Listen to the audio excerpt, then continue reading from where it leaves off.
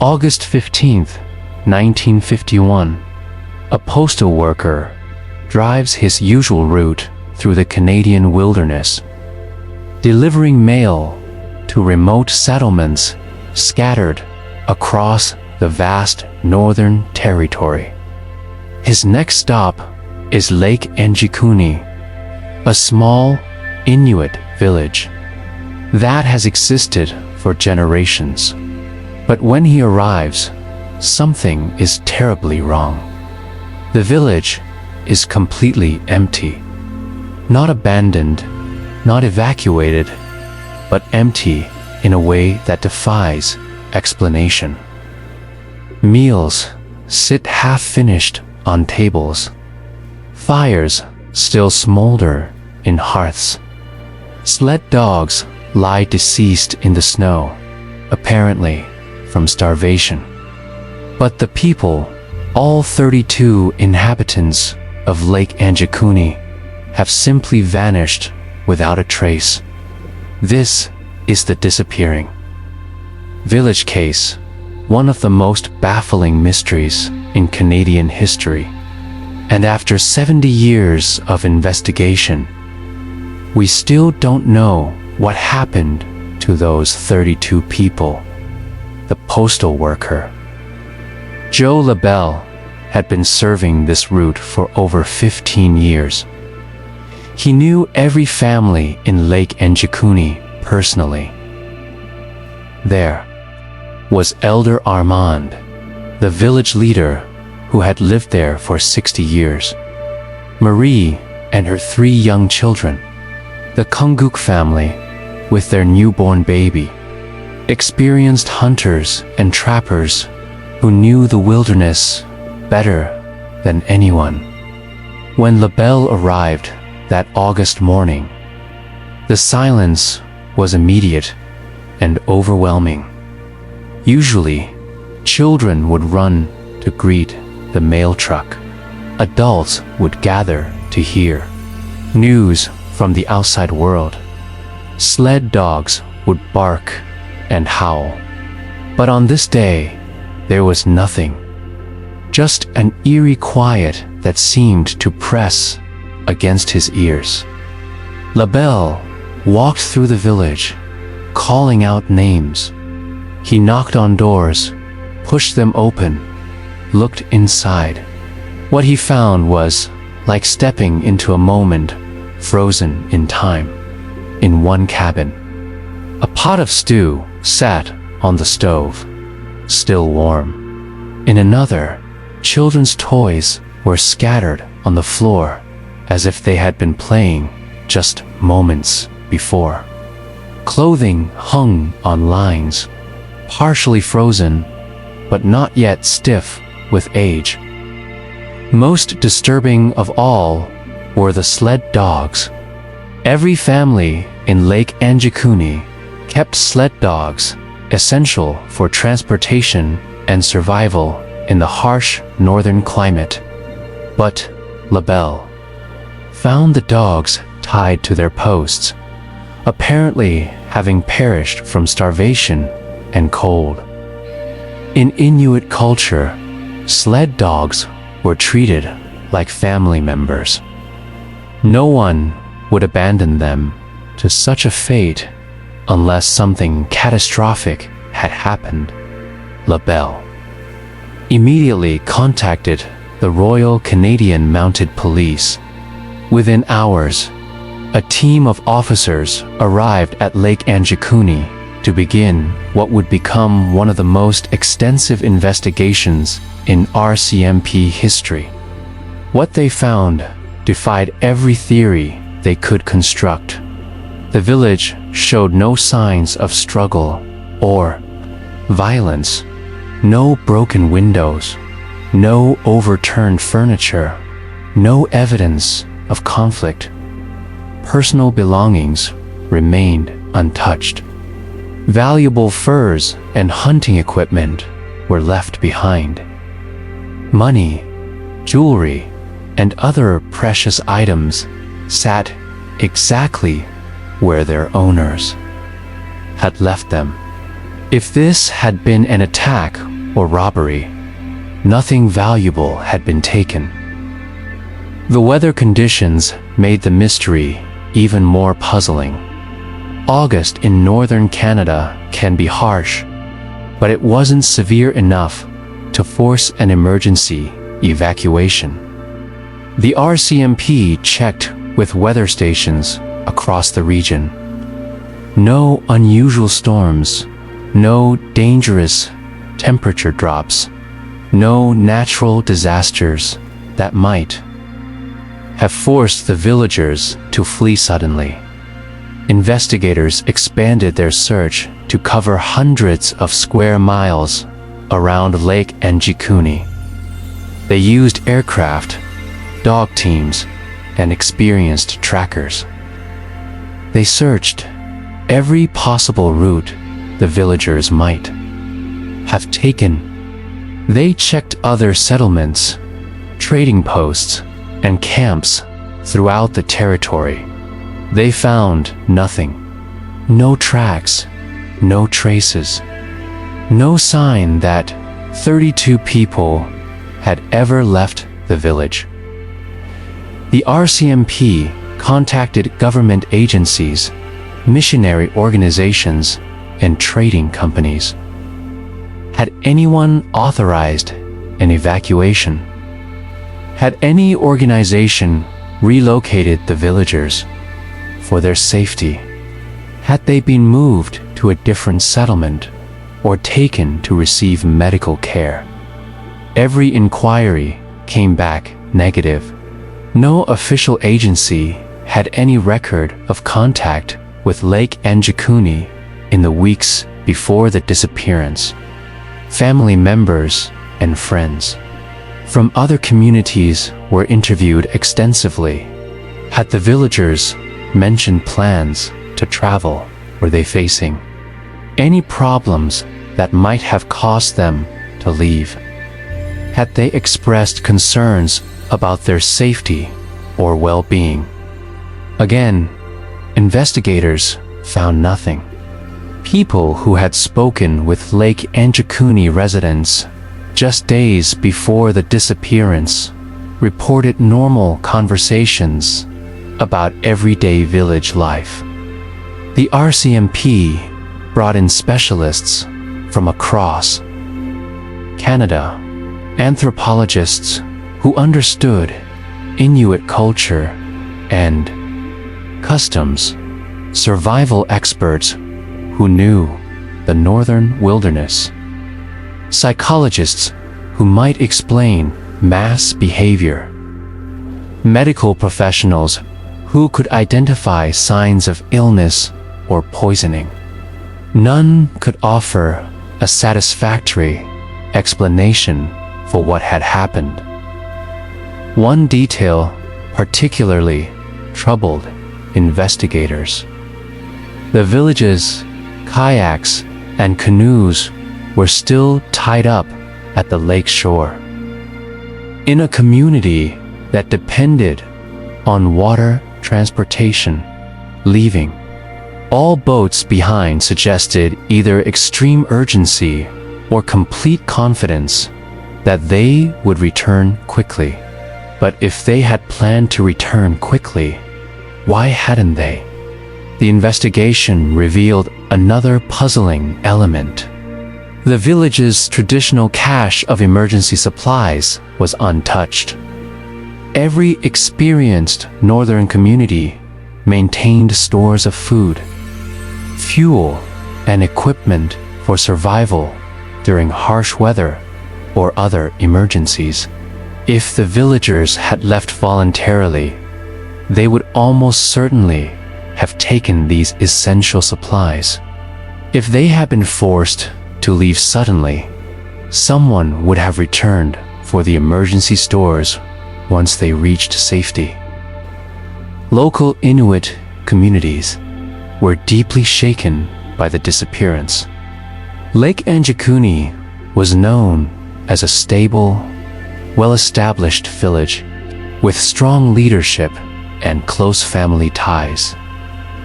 The idea that 32 people could simply vanish, violated. Elders from neighboring settlements offered their own theories, but none could adequately explain the evidence. Some suggested that the villagers might have encountered a dangerous situation while hunting or traveling together. But this theory had serious problems. First, it would be highly unusual for an entire village to travel together, leaving no one behind to maintain the settlement. Second, experienced hunters would never abandon their sled dogs, which were essential for survival in the wilderness. Others propose that illness might have forced a mass evacuation to seek medical care. But this theory also failed to account for the evidence. If the villagers had left to seek medical attention, they would have contacted authorities or sent messengers to other communities. They would have arranged care for their sled dogs. They would have secured their valuable possessions and food supplies. A few investigators suggested more dramatic possibilities. Could the villagers have been taken against their will by hostile forces? But there was no evidence of struggle, no signs of violence, and no clear motive for such an action. The remote location and harsh climate would have made it extremely difficult for outsiders to approach the village undetected, let alone remove 32 people without leaving traces. Environmental factors were also considered. Phenomenon have forced the villagers to flee. Investigators examined geological records, weather patterns, and wildlife behavior. They found nothing unusual. No earthquakes, no unusual animal migrations, no environmental changes that might have made the area temporarily uninhabitable. The case attracted attention from researchers around the world. Experts in missing persons cases, mass disappearances, and unexplained phenomena studied the evidence. Some compared it to other mysterious disappearances, such as the lost colony of Roanoke or the vanishing of the crew of the Mary Celeste. But Lake Anjikuni had unique characteristics that set it apart from other famous mysteries. As months passed without resolution, the RCMP began to consider increasingly unconventional theories. Could the entire village have fallen through thin ice on the lake? But the ice conditions were thoroughly examined and found to be safe. Could they have been caught in an avalanche or landslide? But the terrain around Lake Anjikuni was not prone to such events, and no evidence of a geological disturbance was found. Media attention brought forward numerous witnesses claiming to have seen unusual phenomena in the area around the time of the disappearance. Some reported strange lights in the sky. Others described unusual aircraft or unidentified flying objects. A few claimed to have heard unexplained sounds or witnessed other mysterious events. But none of these reports could be verified, and most were considered unreliable by investigators. The case officially remained open, but active investigation gradually wound down as leads were exhausted and no new evidence emerged. The village of Lake Anjikuni was eventually abandoned. Its empty buildings left to deteriorate in the harsh northern climate. The site became a destination for curiosity seekers and amateur investigators. But no new clues were ever discovered. Decades later, researchers using modern investigative techniques have re-examined the Lake Anjikuni case. Advanced search methods, improved communication with remote communities, and better understanding of northern survival patterns have all been applied to the mystery, but none have produced definitive answers. Some modern investigators have questioned whether the disappearance was as mysterious as originally reported. They point out that record-keeping in remote areas during the 1950s was often incomplete, and that miscommunication between isolated communities and government authorities was common. They suggest that the villagers might have relocated for practical reasons, and that bureaucratic confusion prevented proper documentation of their move. But this explanation struggles to account for the physical evidence found at the scene. The half-finished meals, the abandoned sled dogs, the untouched, valuable possessions, and the complete absence of any preparation for departure all suggest that whatever happened occurred suddenly and unexpectedly. Other researchers have focused on cultural factors that might have been misunderstood by outside investigators. They note that traditional Inuit communities sometimes made collective decisions that would seem inexplicable to outsiders, and that certain spiritual or cultural practices might have motivated mass movement that wasn't properly documented. However, consultation with Inuit elders and cultural experts has not supported this theory. The abandonment of sled dogs, in particular, is described as incompatible with traditional Inuit values under any circumstances. The failure to secure food stores and valuable possessions also contradicts established patterns of community behavior. The Lake Anjikuni case remains officially unsolved. The fate of the 32 villagers has never been determined. No bodies were ever found, no survivors ever came forward, and no credible explanation has ever been established for their disappearance.